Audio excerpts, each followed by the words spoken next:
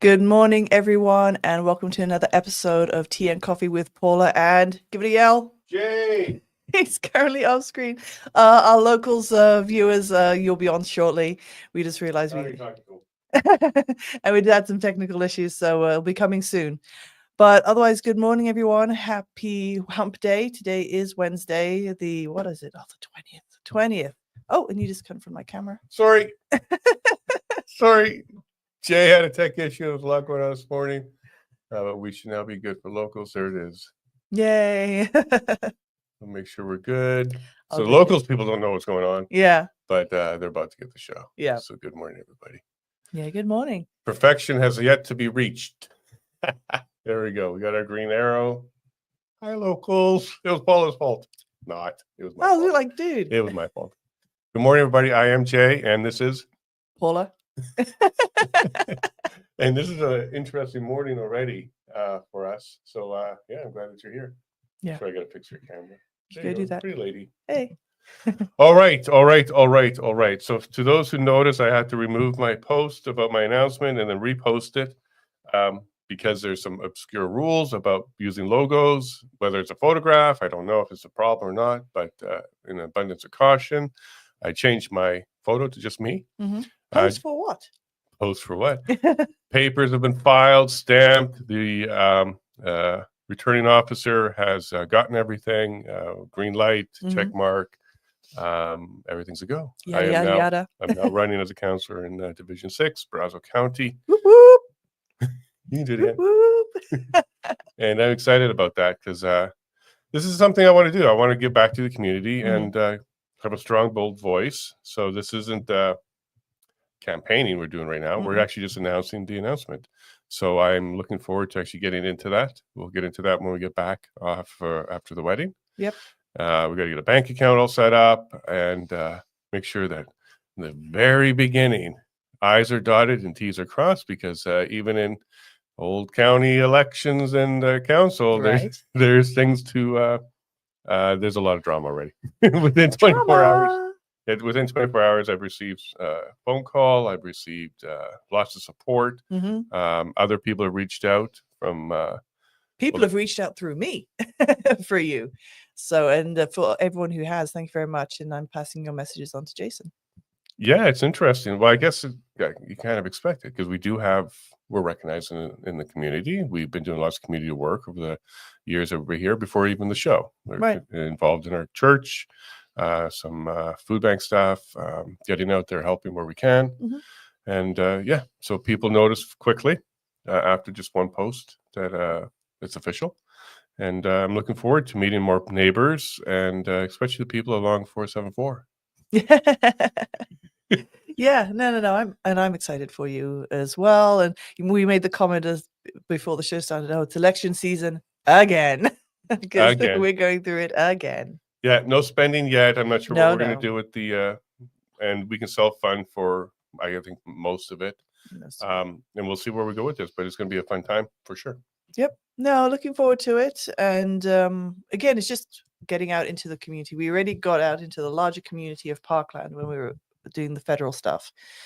But I like the people we live with and we live near, and getting to meet them and chatting with them and having a coffee with them or tea is hardly an inconvenience at all, is it? It's great. It's a good time. I heard what you did there. Yeah. Have a coffee or a tea. Yeah, so if you're in Brazo County, especially District 6, stay tuned. We'll announce some events in Buck Creek and in Breton. You'll be voting in Buck Creek or Breton, but if you live in Breton, you won't be voting for me. You'll be voting for municipal candidate because Breton is a municipality, but the county is where I'm running. But there are things like you'll vote in Breton or in Buck Creek. So if those are the two places you voted in the last municipal election, you're likely one of my constituents. So let's have conversations. I'm going to get out, knock on doors. We're going to go to everybody's door in our county, in our division, and have conversations. And yeah, conversations have already started. Yeah. It's just first thing this morning. So thank you to anybody who's reached out, offering support, advice. And speaking of support and advice, our guest today is Tim Hoven. So he'll be joining us. lots of experience under his belt. And so, yeah, looking forward to hearing from him. And is always sharing good information as well. So Tim's been a great guest for us.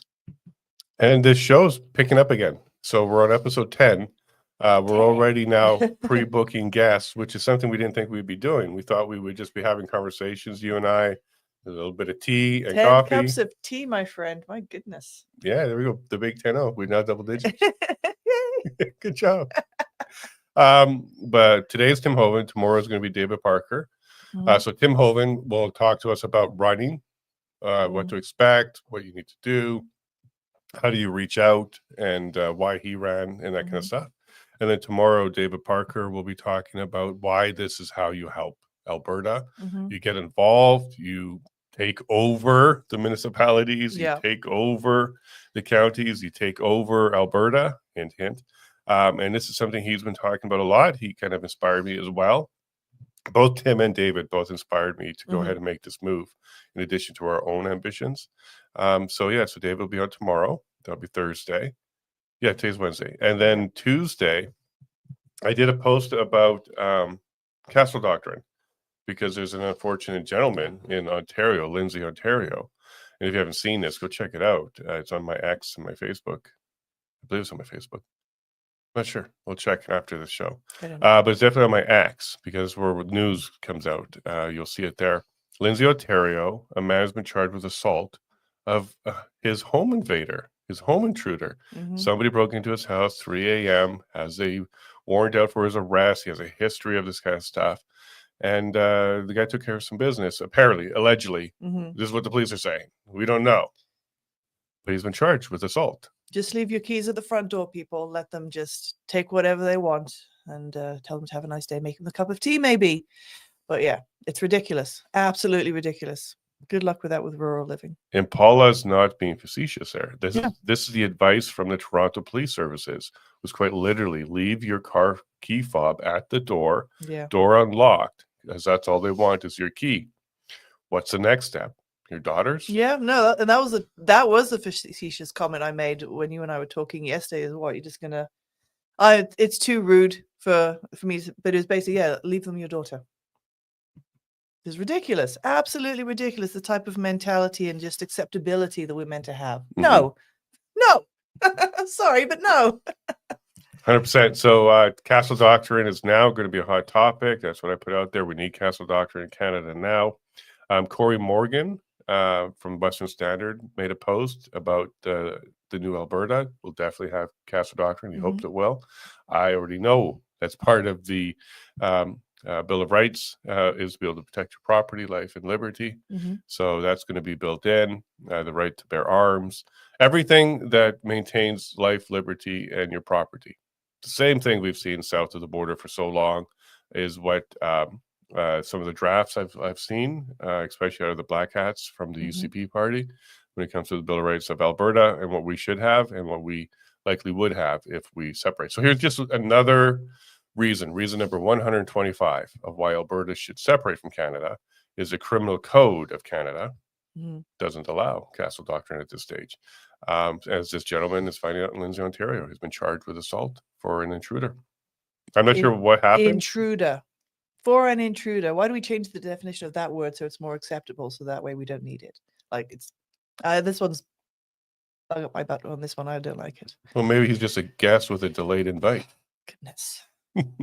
It's sad, it's upsetting, and I'm frustrated about it too. So Tuesday, Maxime Bernier and Bruce Party will be joining us to talk about this subject, because Castle Doctrine is certainly something that's been important to many, but not the powers that be. I didn't see anything from Pierre after his victory about this. This is certainly going to be a hot topic for the next few days for sure, especially if the Crown pursues this. So the police lay charges, and then the Crown has to decide whether or not they're going to pursue it. So we'll see what happens. If the Crown pursues this and tries to make an example out of this guy, it's going to get even worse. I think there's going to be a lot of people that are quite upset about this. Do the right thing, Crown. Do the right thing. Now, we're not just talking about, somebody came and knocked at the door and got shot, because that happens in the States sometimes. Somebody will knock on the door. Somebody gets scared and shoots. This was a home invader, 3 a.m., found in the home. And I think it was wrestling too. There was no firearms involved, so he just got hurt. I was gonna say something, but yeah, he found out. F around FAFO, yeah. FAFO. Wow, this is our country. This is why I think there's even more reason to leave as Alberta. I know there's a lot of people that don't like me talking about that, but I'm not somebody that panders or will be pushed in any way, shape, or form. This happens a lot online where people expect, for example, they were a supporter, they watched the show, they were a fan, and they want me to change my tone on something or say something different, especially around this whole Alberta leaving conversation. But no, I talk about what I believe is right. And I believe to fix at least our home, Alberta, Alberta needs to be bold and take some large steps and make some change. And then for those who don't believe in separation, how about just more of a sovereignty, the self-determination portion? We need change here. We need to be able to have the rights. And if federally we're not getting it, then provincially we need to make changes. We can put in our own legislation and laws. We need to do something in Alberta to refresh the issues that we have, that we are complaining about. And Castle Doctrine's a major one. And we're rural. A lot of Albertans are rural, and we want safety and security and the ability to defend ourselves. And make change. So if you're not for separation, fine, but let's be for change. And I think that's something that essentially each province needs. Yeah, so there's a couple of challenges there. Even if you want to be a sovereign Alberta within a united Canada, aka Danielle Smith's current path, you can't change the criminal code of Canada. So it'd have to be legislators that do it. It'd have to be a majority. The party in power absolutely wouldn't do it right now. So to get the Castle Doctrine legalized in Alberta, it's not something Alberta can do. Now, if they have their own police force, they may choose not to lay charges. But even then, I think it could get complicated. And it also won't happen overnight where the RCMP are gone. It would be complicated. But I think the challenge here for all Canadians is this sends a message to the criminals. You are free to go into people's homes, and if they try and stop or assault you, they can be charged. So that might become a deterrent to homeowners for standing their ground in any way, shape, or form. So this is going to embolden the bad guys. And I'm just expecting the Toronto police to say, look, if you hear a noise in the middle of the night, just close your door and call us. Don't do anything. Something along those lines. Hide under the table. Yeah, get under the bed or run out the back door and just let them do it and wait for them to leave. Or leave some cookies out like Santa Claus. Like, this is ridiculous. I think this is just yet another drop along that slippery slope. And Canadians need to start waking up, because how in the world how we got to the point where you can't protect your own property? Agreed. I'm not going to argue on that one. I can't. No, I agree completely. Well, they said your property in your driveway is not safe. Let them take it. Now it's the property in your home is not safe, and let them come in, and that's just ridiculous. So we'll be paying close attention to that. And so Tuesday, Maxine and Bruce will be joining us to talk about that. Excellent. Yeah, we're hitting the road tomorrow. Do we leave tomorrow? Yeah, tomorrow after the show. Yeah, so we're going to be packing up all our equipment because there's going to be interviews on the road. We're going to a wedding, and it should be a lot of fun. We got our big dogs protecting our property, and look, they can't be charged with assault. So if anybody steps on our property, the dogs have immunity at this point. And but yeah, we'll be back. We'll find out if we go all the way to Vancouver, because we're waiting for confirmation from the Honorable Brian Peckford. And but we'll see you from the road. That should be fun. Yes. Yeah, no, it should be. It should be. We'll work at all the rooms with the kids and stuff. But yeah, no, it'll be all right. Looking forward to the weddings, especially this weekend. It should be fun. I'm looking forward to it as well. So yeah, bear with us as we're going to be setting up the cameras and the microphones on the road and get you a show, because we do want to keep this going, keep it regular. It's a commitment that we made to you, our audience, and it's growing. Each episode, there's more and more people finding us and joining us. Yep. Also, it's a really one more godless woman. Hello, good morning to you. We have a comment from here. We may not have castle doctrine, but we do have the right to safety. Definition and citations. Safety, the freedom from injury, harm, danger, or loss of personal property, whether deliberate or accidental. Yeah, let's see if that could ever get implemented. Right. Well, one more godless woman. That's what the police are using for the intruder. Yeah. They're saying they have the right to not be harmed. I don't think you have the right to not be harmed on other people's property in the commission of a crime. I think there are limits to that right. When you've decided to commit a crime and bestow fear, harm to others, you lose that right.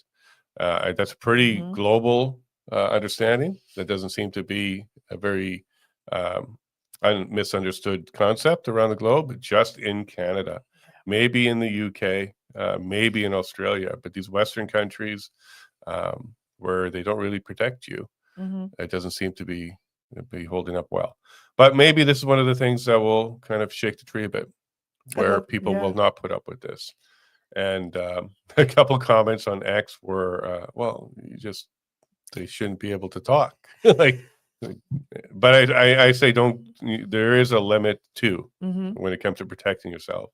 You have to be fearful of your life. It's your last resort. You can't go overboard. What you need to do is make sure that you make yourself safe. You don't overdo it. Anything like that. But that's what courts are for. That's what we can have the conversations about with the courts later. But for this guy to be charged, I don't believe there's a weapon involved. I think he just wrestled him to the ground and he got hurt. Yeah. And for some of the particular women, there's a chat in our locals community. I'm in chronic pain, started menopause, and full of rage. Come into my home. I dare you. But yeah, no, it's unfortunate that we don't have that. We don't have the ability to protect ourselves, defend ourselves from an intruder. It's not just walking down the street, but someone's there's coming to our home. consequences. Correct. Currently. So, well, here's a double-edged sword, pun intended. The court throws us out, finds him not guilty, makes case law saying, no, actually, he has the right to do that. So, and this is some of the first steps to getting to that point as well. Is someone has to be charged and he's got to be tested in court. We spoke about this with Jeff Evely when he got his fine, because one of the ways to challenge these orders, you have to go into court with standing and force the court to make a decision.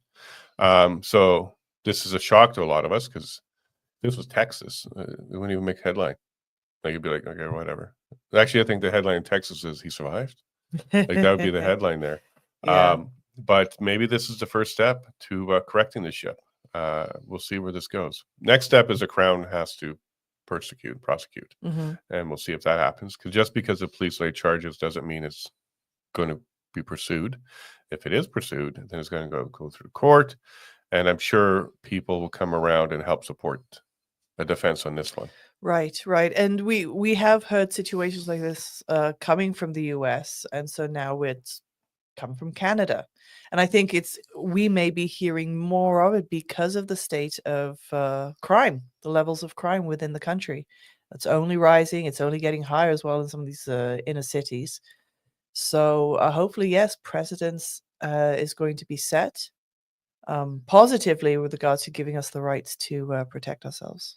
We have the rights. It's the government who's been taking them away and deteriorating them. We're born with these. These are God-given rights, not government-given rights. I really wish Canadians, more of you, the ones watching already know this. It's the neighbors that don't pay attention to this kind of stuff. Understand that you need to not allow the deterioration to happen at the beginning. And if there is an attempt, you fight it. And if they continue, you got to stand up to it. And one way is to run for office, various levels, and get more involved, because that's where the laws are made. Bylaws, provincial laws, federal laws. That's where that's made. And that's my motivation. I thought the country was heading in the wrong direction. This is why I went on the federal level. I wanted to stop certain things like Bill C-4 and 11, 18, 63. The list grows. So, yeah. It sounds like a bingo. We're doing some bingo here. So get your legs 11, number 11. But that's why I was pushing there on the federal level, was to do the criminal code. That's where the criminal code is, the federal level. So I was trying to do the lawmaking there. But I'm definitely very eager to get more involved municipally, locally on our county level. So yeah, we got everything done yesterday for me. You have another step. Yeah. You got your stuff collected, your package is ready to go. It's just a different location for you to drop it Yeah. off. So at that point, you'll become official, and then you can start your stuff too. Yeah, no, I'm looking forward to it as well. I'm enjoying chatting to people and to say, yeah, I want to make sure that the education system locally and the school systems are there for all and strong. That's the key thing for it to be strong. It gives our children a good education and encourage the growth and development of our local schools. Now, people say, well, Alberta, is pretty good. There's still room for improvement. There's political messaging and flags that are in our local school. You can see it from the road. I don't mind that people have a political position, but the school is not where it belongs. You can, take your position, whether you're a teacher, administrator, or a student. It doesn't belong in the classroom. You can learn about politics, but to take a position and to fly flags that are related to that position, I think is where the line should be. Lisa Robinson, same thing on a municipal level. It should be the flags of the country, province, municipality, and that's it. No other political flags. And right now there is a flag in the window at our local school that is political, very political. But looking forward to that. I think it's going to be an interesting couple months. October 20th, and we are now August 20th. So that's 2 months. Yep. Boom, 60 days. Dun, dun, dun. Let's do this. What's that? The beard meets food. What does he say there? Let's get it. Let's get it. If you haven't watched that guy, he's hilarious. Check it out. He's a competitive eater. For those who don't know, he's a competitive eater, and he does little videos where he goes to cafes, restaurants around the globe, where they have a competition like, eat the most pancakes in 30 minutes and, win a t-shirt, get yourself on the Hall of Fame. And so, he does that. And they're funny little videos to watch. English guy up north. It's funny. We always love it when he comes to Canada or Alberta. Like Alberta. And he's been to Alberta. Yeah, there's a couple of places. I think Slave Lake was one we watched where he did a challenge there of a Big Mac pizza or something that was called, like multiple layers. But you're right. It was it wasn't Pigeon Lake. It was no, it was Pigeon Lake because I thought like, wow, he's really near us. He was really near us. So there's a place, so just like over an hour away that has a competition of competitive eating. It's cool. Our family couldn't finish what he had to finish there, like the whole family. Yeah. No. I know I can put some food away, but no, if it's carb stuff, I can't do that. No. If you're in our chat, have you thought about running for municipal office, a school board, library board, getting more involved? This is the time. I think you have till September 22nd, at least for our municipality. That was the deadline to get yourself set up and registered. What you need is a clean criminal record. So this is like the third time I got one. The federal election, church, because I was an usher or I'm an usher. And now this, I had to do that. So I got to get a little card. The fifth one's free or something. Actually, they're all free. Right? Yeah. But in either case, it's like, hey, Jason, you again. Yeah, it's still clean. So criminal record search, you need the support of some neighbors that are in your riding or district or ward, whatever it is you're running for. You need 5, at least for us. We needed 5, but get 10 or more. Yeah, they even recommend, like even during the federal stuff, they said you needed 90? 100, and then I got 143. Yeah, and same for me. You only need 5, but it says just get 10. Just better be safe than sorry. Yeah. So I think I ended up getting 12 or 13 or so. But thank you to all my neighbors who endorsed me the nomination. I love you guys. It's great. It's awesome to walk into the local breakfast place or restaurant and see so many familiar and friendly faces. And I am running against the incumbent. He has declared. We won't get into too many details about the process, but he has declared in the local paper that he plans to run again.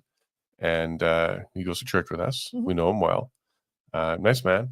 But I think it's time for a bold, strong voice, some change. There's politics that's needed for all the constituents here, not just for a small group. And Highway 474 may become an issue. So to my neighbors who watch the show, and I know some of you do, I've met you before, we've had coffee. Let's get together and sit down and talk about issues that affect us all and make What is sure. bothering the community? And I'm going to be doing the same. What are the issues that some parents have with the school board, if any, or what are the positives? It's all about creating awareness and getting knowledge and sharing that between the boards and the public. Yep. So as soon as we have, you don't need to have your bank account set up at the beginning, but it's highly recommended that you do that. So we're going to get that finished. Bow Valley Credit Union. Yeah. We'll be using them Get ready, again. sent an email. Yep. So once we get that done, I'll put the website up, because until I have that, I don't want to do any spending. I want to make sure I's are dotted, T's are crossed. There's absolutely no hiccups on this campaign. Just like with the PPC one, we did very well there. So we'll do the same thing here. But stay tuned. I'll have a website. I'll put events on there. They'll all be free, of course. Come and check us out, and we'll have some conversations. Looking forward to talking more with my neighbors. Yep. No, I agree. Looking forward to it as well. And there we go, the man himself, and he's nice and early. Hey, Tim, so just give us a couple minutes. We're going to wrap up with our chats, and we'll bring you on. So, so we've gotten lots of support. Stockwell Day is somebody that I met with. I did an interview with, and he said, yes, do it. He already looked into me before he took the interview, and he says, yeah, you got name recognition. People know you, and you should go for it. So Stockwell, somebody I'll be chatting with in the coming days, because he offers this little breakdown of campaigns and candidates. So I'll talk to him. Tim Hoven here. We got David Parker, Lisa Robinson already posted. So we're getting some love and support already, and we haven't even hit the first 24 hours. Yeah, no, that's great. And going on the whole, oh, well, there's name recognition, people know you. I'd also hope that they know you. Well, they don't know you the way I know you, but they know you to say that you're coming with good intentions. You truly do want to improve and benefit your local community. And yeah, I think that's the goal for both of us. It's not a case of, oh, we're trying to disrupt or make like crazy change. No, we want to make sure that the boards servicing our communities are doing the right thing by our communities. And I think I just want to make sure of that for myself. Well, disrupt and make common sense change. Sure. For sure. Like, I definitely think there's certain things that need to be addressed, and we'll get into that more as the campaigning starts. But yeah, I'm announcing, I'm registered, and I'm looking forward to getting this going. Yep. So I think when we're back late August, you'll see a lot more stuff. We'll get some signs, we'll get a website, we'll get things going. So Bow Valley, check your email. You're one of the steps next, and we'll get her done. So let's go ahead and see if there's any last chat before we bring our awesome Tim Hoven on, who was a Reeve. He's in the county south of us, and he knows this. He knows as well. Nope. No, nothing yet contributing to that, but there was just comments here regarding need to learn about common law. Oh, yeah. I highly suggest you learn common law if you're going to the public office. Oh, many in office are violating our common law rights, and the day is approaching that they will be held responsible for those trespasses. Well, Greg, if you're not familiar, I am trained in the law. So in Ontario, I became a licensed paralegal. It's one of the very few, if not still the only jurisdiction in North America that licenses, which means you have to go through schooling, you have to pass the bar. So I did that in Ontario. So when it comes to federal level and even how provinces work and the municipals work, the Municipals Act, et cetera, like that, I have training in that. So I'm not scared of statutes and large documents. I can sit down and read them and go through them. So thank you for that advice. I do have that background. Also entrepreneur, I have that as well. And then tech, and now community service for the last couple of years as a host of a show. Not compulsory community service. No, no, the police record search is still clear. But no, this is a service that I've wanted to do. With the 600 interviews that we've had, I've met a lot of people, including politicians, lawyers, community leaders, freedom fighters, a whole bunch of patriots, great Canadians. And it's also afforded me the luxury of being able to have direct contact with the Premier and many other people like that. So I think I come with a wealth of experience already for the community, connections, a network, a reputation, especially in justice. So yeah, looking forward to sharing that out there. Well, thank you, Greg. All right, let's go ahead and bring in the man of the hour or half hour and have a chat. Hey, good morning. Morning, Tim. How are you doing? I'm doing very well. It's a beautiful day. We didn't get any rain, thank goodness. We are absolutely soaked down here. I don't know what it's like up where you live. Pretty much the But, same. In Alberta, when we say hey, we actually mean hey. How's the hay coming? Yeah. It's been a long month trying to get the hay in, but it's we're in the home stretch now, so I'm excited about that. Well, congratulations. And we will meet up, I think, when I get back off my road trip to go do your interview. I'm very keen about having you on. Sorry about the cancellations and stuff. But we've now got our roof insulated. We had a rain issue. You could hear every drop from start to finish. So the studio's ready to go. So when your hay is all baled and you got some time, we'll meet up and we'll do that. Awesome. I'm excited about that. So you were one of the first people that I kind of got whispered in the ear and said, hey, look, I'm looking to run. Now, at the time I said Reeve, and then you educated me. You're like, actually, you don't run for Reeve, you run for council, and then council selects the Reeve. Like, oh, great. You're already helping me, Tim. You're helping me already. So thanks for that. It's an interesting dynamic, right? Who is the Reeve answerable to, right? In a town, when the people vote for the mayor and the councillors are on a different slate, the mayor is answerable to the people. But in a county situation, when you need a majority of the 7 members of council to vote for you, is the Reeve answerable to the people, or is he answerable to those 7 members of council? Because all it takes is to lose the support of, even just one member of that council, and the Reeve can find himself voted out and a new person installed. And that happens every year at the organizational meeting. Now, is that a decision of the Reeve, though? Because a good Reeve, I think, would still represent the people, knowing that they're at the luxury of the council, but still represent the people. Now, you were a Reeve. What was your position on this? Well, I was Reeve for 1 year because I was trying to do what the people wanted. So I learned the lesson the hard way. You need to keep the support of the council. The most important thing to remember in municipal politics is how to count to 4. Because if there are 7 members on that council, you need to count to 4 so you can move your agenda forward. Because if you can only count to 2, it's going to be the most frustrating 4 years of your life because you will not be able to do anything. Quite often, there will be groups of people who get elected, and there will be 4 or 5 people who are very close, and the people on the outside find themselves showing up at meeting, trying to fight for the people, and just a complete roadblock every time because you do not have those 4 votes to make things happen. Okay, so that's good advice. So did you say 1 year or 1 term as Reeve? I was 1 year.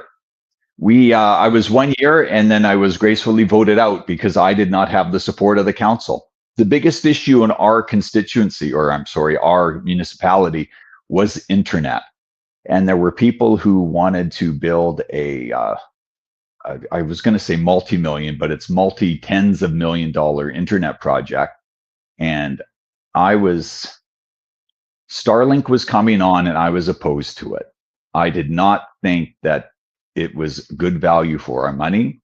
And because of that, I got voted out by other members of the council who thought it was and should be the most important project in Clearwater County's history. Okay, so when Starlink arrived and you were against the multi-million-dollar, I was, yes, but you were for because Starlink. The free market solved the problem. Right? The free market solved the problem. Right now, I'm on my Starlink right now. You're probably watching it without a glitch, without a blip in the audio, because it works. And instead of costing the county, $60, $80 million, I don't even know what the internet project is up to anymore. For $150 a month, I've got the best internet on the planet. Sometimes it's faster than my kids that live in the city. Yeah, and we're on it as well. Yeah. Look, there's no glitches at all. And at 60 million, how many constituents are there in Clearwater? In Clearwater, there's about 13,000 people. Oh wow! So it's a big federal government grant that's flowing here into Clearwater County. They've been working on it for, I believe the first shovels hit the ground in 2020, And now it's 2025, and unfortunately, they still don't have a single customer hooked up into the internet pipeline. Wow. No, and Now, at it's this going to be point, a lot of state of people the didn't want art. Starlink. Yeah. It's going to be a state of the art system. It's going to be capable of hosting data centers. It's a There's your Cadillac problem. system, but is it what the people need? Right. There you go. You've nailed it. It's the data centers. It's going to be the AI. This is something that the provincial government spoke about, bragged about. They bragged about burning energy here for data centers and exporting data centers capacity, especially around AI. So there's your problem. And that's something that's local here too. I think in Leduc, there's a large data center either being planned or being built right now that the constituents are not happy about. This came up during my Parkland run. It's in a different riding than me, but this has happened all over Alberta. These large data centers are going up. So that's likely the motivation behind it, not home internet. Yeah. And you know what? It is jobs. It is good for the community, I think. They're taking a resource that we have a lot of natural gas and turning it into a commodity that we can sell, which is in data centers. But is it going to transform the community more than what people want? At the northeast edge of Clearwater County, a company actually built a generator to power their data center that they built in Lacombe County. So it is already happening. I know of another place here in the county where they are very close to getting a deal because of the internet line and because of the abundance of natural gas here that there just isn't a big enough market for. Yeah, and we have some issues here too.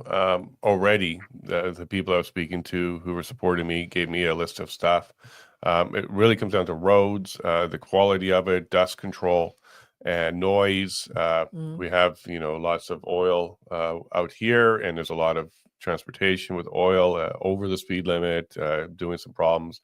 And for some reason, it seems like it's a sticky issue is about which roads are being paved and why. And that's an issue that comes up a lot as well. Our previous reeve, or no, our current reeve, actually, our current reeve had a previous political history.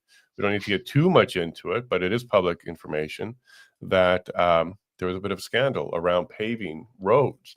And I got to tell you, Tim, I just got off a call, and that issue hasn't gone away. There's other roads that are being pushed to be paved, and it's against my neighbors.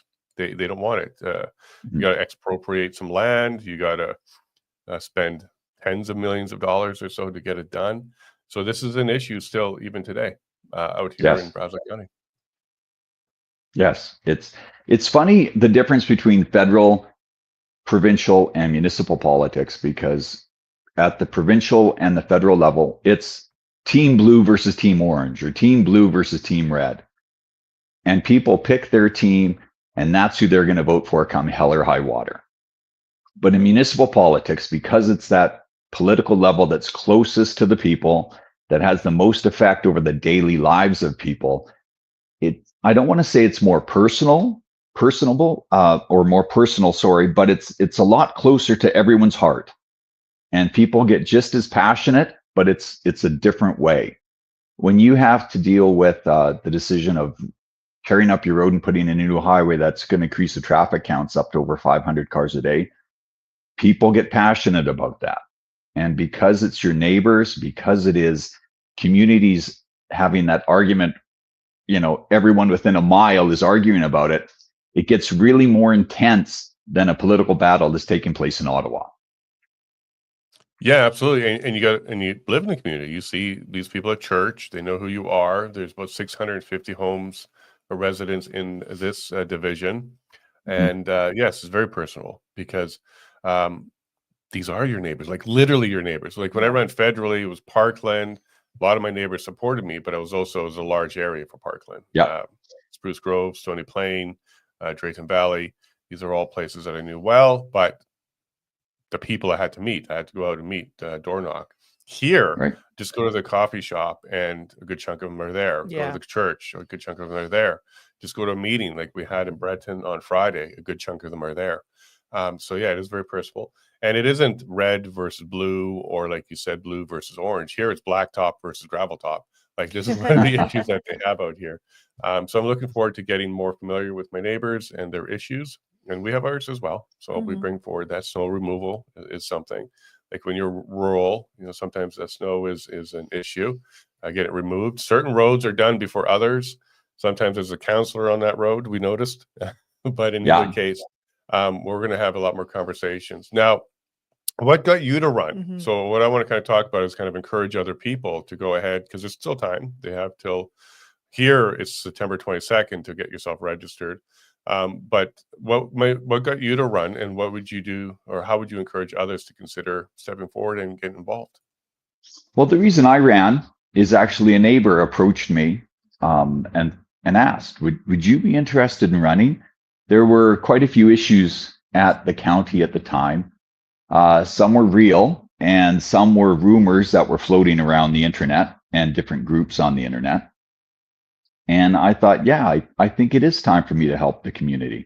My family's always been involved in community actions. My grandfather was on the school board and the hospital board back when Alberta had hospital boards.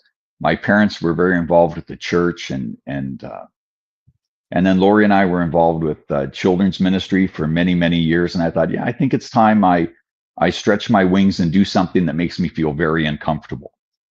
So we made that jump to provincial or municipal politics. And in my first election, I won by 1 vote. So don't let people tell you that every vote doesn't matter. Every vote does matter. We went through the recount, and it was kind of an intense experience. I was in over my head from day one, but we won the recount. There was actually a court challenge to it, and that cost the county, I think, about $100,000. But in the end, I was still the victor. Yay. Congratulations. So a neighbor came forward, you had some of it in your blood, and you wanted to be uncomfortable, because that's exactly what's going to happen here. The election's on the 20th. The tally should be done by the 24th of October. And then 27th of October is the orientation. So it's going to move pretty quickly. Yeah. So how many people voted, or how many people voted for the winner in the last elections? You know, Jason? I think it was below 200 total. We're talking a couple hundred. I got to pull up the numbers again, but there's only 650. Not everybody shows up for these. So it was in 100 or so. And we share circles. We definitely share circles. Same church, and we do see each other at events like fundraisers around here. So we share circles. And just posting the announcement that I filed, and it was now official. Lots of people have reached out. So the community news is getting out quick. And I do have a name out here. So we do have people that are already supportive, and then some people that want to help, which is amazing. Like, I really wasn't expecting that, but that's already happened. So this morning I got off a phone call. There's going to be some help there. I won't get into the details on who, but I can definitely say that there's going to be a campaign, and it's going to probably be a good one for everybody involved. Well, first thing you have to do is get online and order your signs, because during election season, everyone orders signs at the same time. And if you're not the first person ordering, your signs can show up halfway through the election with only 2 weeks to go. So that's the number one priority. As soon as you have that bank account, order those signs and start. Did you hear that, Brett Olin? Check your email. Let's get that bank account ready. And I'm curious if I can just print off some stickers and reuse signs I had. We'll see, because that might actually be more money than just getting more signs. But we're prepared to go door knocking, have some events, and get going. So yeah, Brett, go check your email. I know you watch. It's never mind. I'll keep that thought to myself. Well, I think there's going to be a coffee in the future. There's already some people that want to sit down for a coffee, movers and shakers. It did not take long for the word to get out. I can tell you the council knows. When I filed, there was a council meeting happening at the exact same time. And lo and behold, the one councilor that popped their head out to grab something from the fridge was ours, Dallas. And I'm like, hey, Dallas, nice to see you. And but he knows. I saw him at church, and I let him know. Because originally I called him and I asked him if he was going to run again. He said yes. I said, okay, well, I'm thinking about it. I'm not sure yet. And then I let him know at church that, I'm going to go ahead with the nomination. and register. He said, all right, good. I asked if he wants to get together for coffee and maybe do some events together. And right away, another church member said, oh, look, debates, yay. I said, well, we'll see what goes. But he did indicate in the positive that, yeah, we can do something. And I think it would be good. It would be good for the community to see a couple of the candidates. And we'll see if anybody else registers and sit down and have conversations. I think the people here in Brazeau County, Division 6, deserve to know who's stepping forward, what they're going to do, and hold us accountable. I think that's one of the things that needs to happen more here in Brazeau County is accountability, because sometimes there's an election and then you hear nothing for 4 years. And, and you're not really sure what are their motivations, what are they working on, because very few people show up at council meetings. So I want to kind of change that. I want to use our platform, connect, get the information out, and bring accountability to the stage, which is something I'm strong about. Right. You have to know what you believe and what type of world you're trying to make, what type of world you want to live in, and then you have to really communicate that vision to those friends and neighbors. And it's you have to make people think different about it. If they're only thinking about gravels and pavement, it's an important issue. But in our world in 2025, we are faced with much bigger issues. We have what I believe is going to be a tyrannical government if it isn't here now, with censorship, CBC, central bank digital currencies, and everything else coming down from the federal level. And we need to make sure that we've got right-minded people on these local councils as perhaps the last line of defense. If the local councils are aligned in freedom and even independence, these councils together can make a stand and push that agenda forward. If we only have people who want the same old issues, the same old Canada, we are not going to have the momentum or the energy to move forward in protecting individual rights and local community rights. Correct. And this is where, Councillor Lisa Robinson, Maggie Hope Braun, and others who are fighting on the municipal level has really opened my eyes. So I want to carry forward that knowledge and that desire to make that kind of change. ICLEI, the UN or WEF programs, not many people know about that. So we're going to have to bring that up.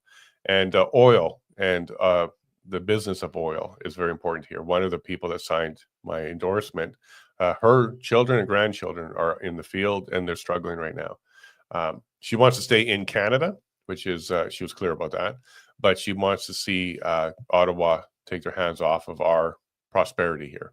So, and that's certainly somewhere I definitely feel strong on. We gotta prosper. Enough of this. So even on the municipal level, even though sometimes these are provincial and federal issues, sometimes the bottom up pressure works. And one of the things I've already been guided on is the federal municipal conferences. The FCM. Yeah, go ahead. The FCM. Yeah. So FCM. So and that's one place where we need to do some work, because some municipalities are pulling out of it, but we should be fighting within it to change it. So this is one of the things that I was already hit the table. It's not even 24 hours.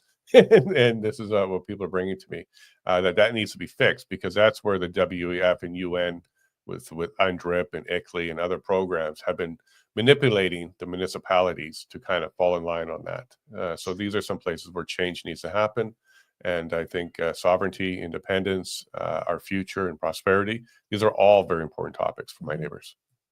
The reason so many rural municipalities are pulling out of FCM is because with Montreal, Toronto, Ottawa, Vancouver, all these big urban centers, FCM has become just a voice for major urban centers, and smaller rural municipalities are losing their voice. There's actually a push among rural municipalities across Canada to form a rural FCM so that the rural voice will not be lost in this big city momentum. I don't know where exactly that stands, but it might make a lot of sense to move forward with that. Because the views of Montreal and Toronto do not align with the views of rural Alberta. Correct. No, absolutely. The views of Edmonton doesn't align with the views of rural Alberta. So maybe there's an opportunity for a new one of those for the rural, and try and make some change and see what happens in there. So yeah, that was already, like I'm telling you, less than 24 hours. I've had conversations already on what Brazo can do and should be looking at. So I'm excited about this campaign. So Tim, what are some of the things people, if they choose to run like this, should they be cautious about, careful about? The easy ones like bank account and finances and spending, make sure you keep track of all of that. Yeah. Don't play games. Don't go spend any campaign money before you're registered. That's a big no. Get yourself registered, get the bank account, then get things going. That's the track every penny. Yeah. Track every penny. Absolutely. But what are some of the other gotchas or pitfalls or tips and tricks? Well, not so much tricks, but tips that you think you could offer to anybody who's considering doing this?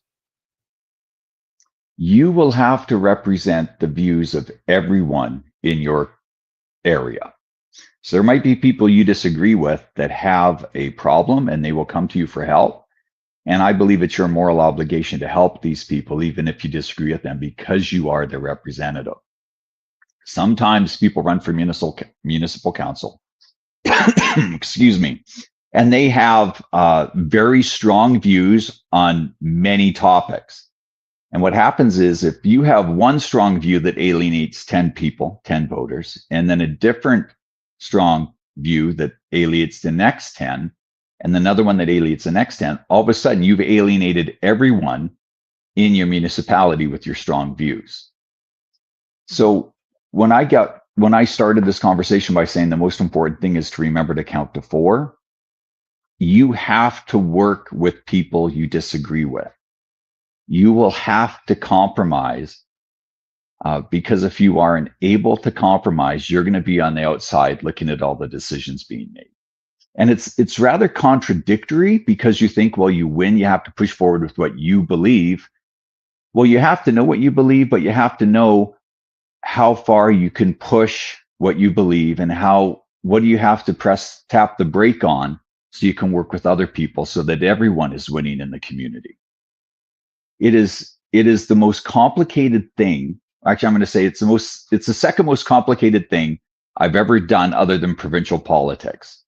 Effectively, you're stuck in a room with 7 other people, 6 other councillors and the CAO, and you form a 4-year marriage where instead of just worrying about one spouse, you have to understand the motivations, the energy, the direction of these other people, and you have to ride that wave in order to move what you believe forward.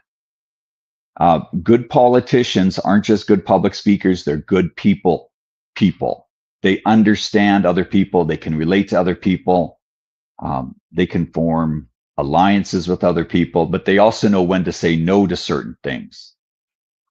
So you might be the best person for the job, but if you're the only one out of 7, you're not going to get much done. And if you've got that 4 out of 7 to move your agenda, you have to be careful that you're not alienating the members of the community for what you believe and what you're really passionate for. It is a never-ending dance. I think a dance is the best way to describe it, except instead of dancing with one person, you're dancing with 7. And right on the outside, you've got 10,000 people of the voters that you're also in constant communication with, in constant relationship with. It's exhausting to think about the intricacies of this job, and it is not for the lighthearted. Maybe that scared people off, Jason. Maybe I'm having the opposite effect of people. But we like the truth and honesty, and what you're describing here is representation. You got to learn how to be a representative, which means sometimes you even have to put your desires or your position aside and represent. And this is something we spoke about on the federal campaign as well, because a lot of people ask, "What is your position on this topic or this thing?" And I'm like, "Well, actually, my position is my representation. What is it that's best for the constituents, and what is it that they need?" You got to put that first. And I don't think you're scaring anybody away. Sometimes you need to know what comes with the territory, and it's very important to know that. And you need to have thick skin. I'm very mild-mannered and very quiet. And that's why politics makes me uncomfortable, because it's outside of what I feel most comfortable with. But you will have people very angry at you because you made a decision that is financially going to impact them. It's going to cost them maybe tens of thousands, hundreds of thousands of dollars. You are affecting their way of life and how they want to live on their land with their family. and you will have some very hard decisions to make, and you will have to face the consequences of those decisions. So develop thick skin, know what you believe, know what kind of world you want to live in, and then work for that vision. And it can't just be what's best for you. It's got to be what's best for the whole community. Yes. And for 2.5 years is what I've been doing, developing that thick skin. It's quite thick now. You just need to run as a PPC candidate and make it through. And you definitely will have that, because there's many in my community that weren't pleased with that. You know, Pierre split the vote, that whole conversation. But yet I still maintained a respectful relationship with many of them. And now they're endorsing me this time around. I would say everybody that signed my nomination form were conservative voters. They were not my voters, but they're people I was able to maintain a relationship with, the respect with, continue to have conversations. I went right back to work after the federal election, which is the Alberta self-determination, and continuing to educate my neighbors on that. So that I maintained. And also I've been through some other, challenges in the neighborhood when it came to other topics around the Coots thing. It got very difficult. That came up even during the PPC thing. So developing the thick skin, I think, is a must. You got to be able to understand that people have, you need to represent. You don't need to get emotional. You don't have to get upset. And you're absolutely going to ruffle feathers, because if you're not, then you're not doing the right work, because you're absolutely going to upset some people. Yeah, I agree. Yeah. So now running for, Paula, she's going to put her package in for school board. So you mentioned hospital boards at one point, but library boards, school boards, and other types of ways to serve. You would be endorsing that as well? Yes. If we want to make this province the place we dream it can be, we need good people to stand up and volunteer for all these different boards. Let me tell you, I know for sure your local hall board doesn't have enough volunteers. Your local community group does not have enough volunteers just to get stuff done, not even to sit on the board. But if everyone listening to this would commit to volunteering for one board, it could totally transform this province. Yeah, agreed. Agree completely. Like, yes, even the Elks, go clean the ice, mow the lawn at the church, get involved somewhere. Paula, one of the first things she got involved with was with the church. So she joined the church. What was the group? I'm on evangelism, and what's the other one? Not worship, but it's when you get together as a group within the church. That's what I do. So I have a couple of committees. Yeah, and I joined as an usher, so I help out there, make sure the parking lot is safe during the service. And then, of course, the school board now. So library board and any other ways to help your community is a great way to spend your time. For starters, good for the soul. It is. But it's a great way to connect with your neighbors as well. Definitely. And the reason you're doing that is you want to improve your community. Yeah. Because so as we're wrapping up here, because it looks like we're down out of time. Couple minutes. Why did you leave? Because you're no longer running, right? You're not running the next election. Well, I'm still debating. During the last election campaign in 2021, I went and put up my signs on October the 4th. And the next day I came down with COVID, and I was sick, and really I had a bad cough, and it was like mono. And for 4 weeks, I had no energy to really get out of bed. So it was literally the worst campaign ever. And I lost, but that's what happens when you aren't able to campaign. So right now I'm debating if I want to run locally again. I did put my name in. I'm trying to figure out, is my time best spent working at that level in the municipality, or should I devote all of my time to freeing this province from the tyranny of the federal government? So it's a big decision, because I know it's two sides of the same coin, but I only have 24 hours in the day, and I need to go where my energy is most needed and will have the biggest benefit. Well, I think you're being very wise about it, and I'd support your run again. And let's have that coffee soon, okay? Because I think I got a lot to learn from you, and you're one of the good ones, Tim. So hopefully, thanks, Jason. You get involved. Yeah, and best of luck to both of you. Thank you. Absolutely. Well, hopefully we'll have something to share on the 21st, or actually 25th. We hear the results on the 24th. But take care, Jim. Good luck with that hay. Hopefully it doesn't get too wet for you. You get her done. And we'll talk soon. Okay, my friend? Take care. Thank you, guys. Have a great day. Bye. You too. Well, there we go. Let's go ahead and click this button. There we go. Okay, folks, thank you for hanging out with us. We got to run. It's the end of our hour. Paula is very punctual. Yes. Yes. And it was great to talk to Tim. So tomorrow it's going to be David Parker. It's more of the broader issue, why we should be doing this and getting more involved. And he would encourage all of you, if you can, run. That's right. And that's what we're doing. So everybody, have a fantastic day. Bye from me. And yeah, see you tomorrow. And God bless.